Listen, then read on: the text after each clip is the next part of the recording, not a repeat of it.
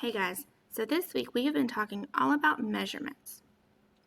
And the two we've been focusing on is width and weight. So if you remember, we can describe something's width or thickness by being thin or wide.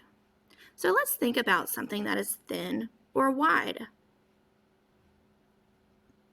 That's right, a piece of paper is thin and a whiteboard is wide.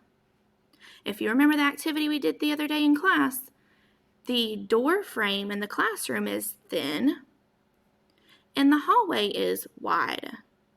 Remember trying to touch the sides of the hallway? Could we do it? No, but could we touch the sides of the door frame? Yeah, we could. So we are going to do a sort, okay? We're going to look at some pictures and we're going to figure out if they are thin or wide, okay? So let's look. Here's a picture of a piece of cake. Do you think it is thin or wide? Right, I think this picture is thin too. So we're going to put it down on this side, okay? What about this piece of cake? I agree, that's a wide piece of cake. That's a big piece of cake. All right, so I'm going to put it down here for wide. What about this paintbrush? Is it thin or wide? Good job. I heard you. It is thin. What about this one? This one looks like it's used for painting a wall. I think so too. I think it's wide. Okay. What about this door frame? What about this door? Do you think it's wide or thin? Good. That's like the door that we tried to touch at the front of the school. This door is wide. Okay. What about this door? That's a thin door. Very good.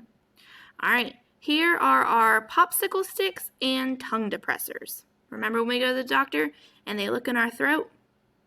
Yeah, they use a wide popsicle stick or a tongue depressor. Okay, what about these? These are popsicle sticks. Good, I heard you say thin. Okay, what about this book? Is this a thin book or a wide book? What do you think? Good, it is a thin book. What about this one? What do you think? You think it's thin or wide? I heard someone say thick. That's another word for wide. So take a look at all these pictures and look at the different things that are thin and wide. Okay? Now, we're going to take another look at the weight. Okay? So we are going to take a look at weight. All right. When we're talking about weight, we say something is light or heavy. Okay? What about this light bulb? Is it heavy or light? It is. It is light, and it makes light. What about a leaf? Good. A leaf is light. We can pick it up. What about this big rock or a boulder? Can we pick that up?